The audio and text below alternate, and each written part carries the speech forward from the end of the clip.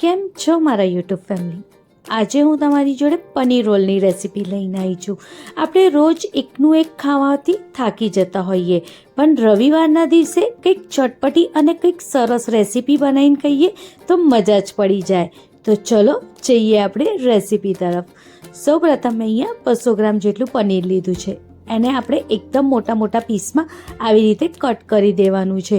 આપણે મોટા જ પીસ કટ કરવાના છે, બહુ નાના પીસ નથી કરવાના. આપણે રેગ્યુલરમાં તો દાળ ભાત શાક રોટલી તો ખાતા જ હોઈએ, પણ કંઈક આવી રીતે જ્યારે આપણે પનીર રોલ એ બી કાઠી સ્ટાઇલમાં બનાવીએ તો એનો કંઈક ટેસ્ટ જ અલગ હોય. હવે જ્યારે બધા પનીર આપણા કપાઈ જાય પછી આપણે એને બાઉલમાં લઈ લઈશું. હવે એને વધારે ચટપટું અને ટેસ્ટી બનાવવા માટે 2 થી 3 ચમચી જેટલું આપણે આમાં દહીં લઈશું. દહીં ઘરનું જ હોવું જોઈએ. અને 2 ચમચી જેટલું આપણે એમાં સરસોનું તેલ એડ કરીશું. 1 ચમચી જેટલું લાલ મિર્ચ પાવડર એડ કરવાનું છે. તમે અગર વધારે તીખું ખાવા માંગતા હો તો 1.5 ચમચી પણ એડ કરી શકો છો. 1 ચમચી જેટલું ધનિયા પાવડર, 1 ચમચી જેટલું અમચૂર પાવડર, 1 ચમચી જેટલું ગરમ મસાલો અને અડધી ચમચી જેટલી કસૂરી મેથી, થોડું મીઠું અને અડધું લીંબુ. આમાં મીઠું તમે તમારા સ્વાદ મુજબ પણ એડ કરી શકો છો. બધાને હવે આપણે હાથેથી જ મિક્સ કરવાનું છે અને પનીર ઉપર સરસ રીતે આમ કોટ થઈ જાય એવી રીતે કરવાનું છે. હવે એને આપણે સાઈડમાં મૂકી દઈશું લગભગ અડધો કલાક માટે. ત્યાં સુધી આપણે બીજી બધી વેજીટેબલ્સની તૈયારી કરી દઈએ. એના માટે મેં અહીંયા શિમલા મિર્ચ લીધી છે, એ બી થોડીક જ, એ બી ગ્રીન કલરની, યલો કલરની અને લાલ કલરની. આપણે આવી જ રીતે લાંબી લાંબી અને પતલી પતલી બધી ગ્રીન કલરની શિમલા મિર્ચી, લાલ કલરની અને પીળા કલરની બધાને આપણે આવી રીતે સમારી લઈશું.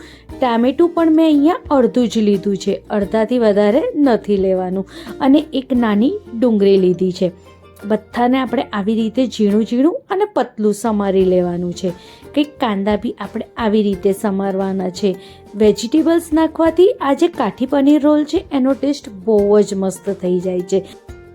કાઠી પનીર રોલ ખાવામાં પણ બહુ હેલ્ધી હોય, એમાં બહુ બધા વેજીટેબલ્સ અને પનીર આવે જે સેહત માટે આપણા બહુ જ સારું હોય.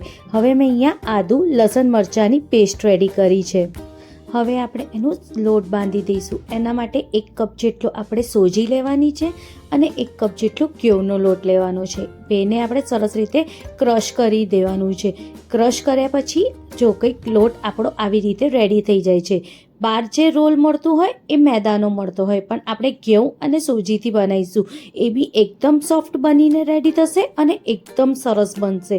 હવે એમાં થોડું મીઠું અને 2 ચમચી જેટલું આપણે ઘી એડ કરીશું, જેથી જે રોલ છે એ એકદમ પોચો અને સરસ બનશે. હવે બધાને આપણે સરસ રીતે મિક્સ કરી દેવાનું છે. બરોબર આપણે મસળીને એને મિક્સ કરવાનું. જ્યારે મિક્સ થઈ જાય પછી આપણે એને એકદમ ઢીલો જેવો આપણે રોટલીનો લોટ રેડી કરીએ છીએ એવો જ આપણે લોટ બાંધીને રેડી કરવાનું છે. લોટ જ્યારે બંધાઈ જાય પછી આપણે એને 3 થી 4 મિનિટ માટે સરસ રીતે આપણે એને મસળવાનું છે, જેથી લોટ આપણો પોચો અને સારો થાય. અને જ્યારે સરસ રીતે મસળાઈ જાય પછી આપણે એને સેટ કરવા માટે 10 મિનિટ માટે સાઈડમાં મૂકી દઈશું, જેથી લોટ આપણો એકદમ સરસ થઈ જાય. હવે આપણે પનીરને ચેક કરી લઈએ. પનીર પણ આપણું સરસ રીતે મસાલેદાર થઈ ગયું હશે. એના માટે એક નોનસ્ટિક પેન લેવાનું. અગર આવી રીતે ગ્રીલ પેન હોય તો ગ્રીલ લેજો, નહીં તો સાદું તમે નોનસ્ટિકનો તવો કે પેન પણ લઈ શકો છો. હવે એમાં થોડું તેલ નાખવાનું અને આદુ લસણ મરચાંની જે આપણે પેસ્ટ રેડી કરી હતી એ નાખી દેવાની. થોડી જ્યારે એ શેકાઈ જાય પછી આપણે બધા પનીરને આમાં નાખી દેવાનું. પનીરને આપણે શાંતિથી અને ધીરે ધીરે નાખવાનું, નહીં તો પનીર આપણું તૂટી જશે. હવે આપણે એમાં સહેજ બી ચમચાથી નથી હલાવવાનું. આવી જ રીતે આપણે હલાવવાનું છે, જેથી જે પનીર છે એ આપણા તૂટવા ના જોઈએ.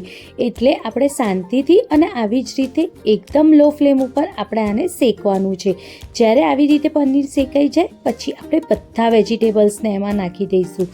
જે બી આપણે કટ કર્યા હતા બધા વેજીટેબલ્સને નાખી દઈશું.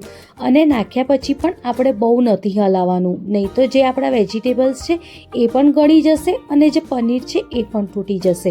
સહેજ જ હલાવવાનું અને પછી આપણે તરત જ થોડું મીઠું નાખી દઈશું. મસાલો તો ઓલરેડી આપણે એટલો કર્યો છે કે જે પનીરમાં અને આપણા વેજીટેબલ્સમાં સેટ થઈ જાય. અને જ્યારે વેજીટેબલ્સ સરસ રીતે શેકાઈ જાય પછી આપણે પનીરને અને વેજીટેબલ્સને બધાને આપણે સરસ રીતે મિક્સ કરી દેવાની, પણ એ બી 1 કે 2 વાર જ, બહુ નહીં. પછી આપણે સરસ રીતે બધાને મિક્સ કર્યા પછી એકવાર હલાવી દેવાનું.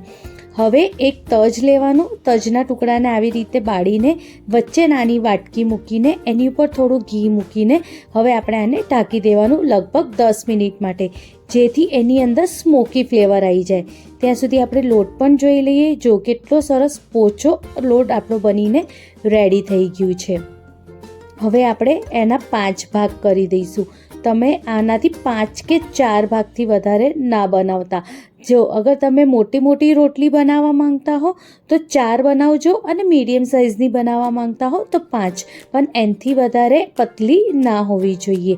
એટલે મેં અહીંયા 5 રોલ માટે રોટલીનો જે લુવા છે એ રેડી કરી દીધા છે.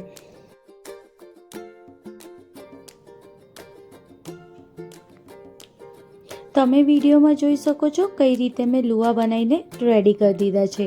હવે આપણે એક ઓરસિયું લઈ લઈશું. જેટલું ઓરસિયું છે થાય તો એટલી મોટી જ આપણે રોટલી વણવાની છે. પહેલી આપણે જે રોટલી વણીશું એકદમ પતલી વણીશું. બસ આવી જ રીતે પહેલાં આપણે પતલી રોટલી વણી દેવાની ઓરસિયાના માપની.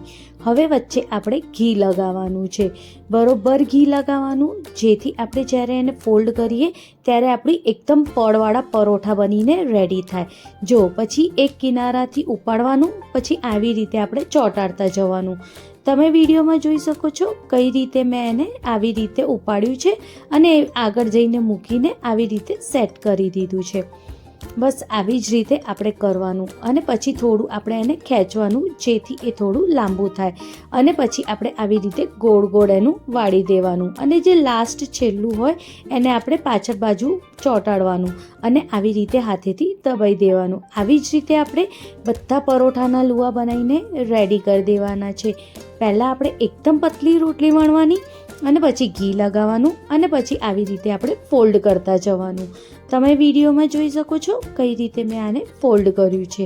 બસ આવી જ રીતે આપણે ફોલ્ડ કરવાનું છે, જેથી આપણા એકદમ સરસ પડવાળા અને એકદમ સરસ આપણા પરોઠા બનીને રેડી થશે.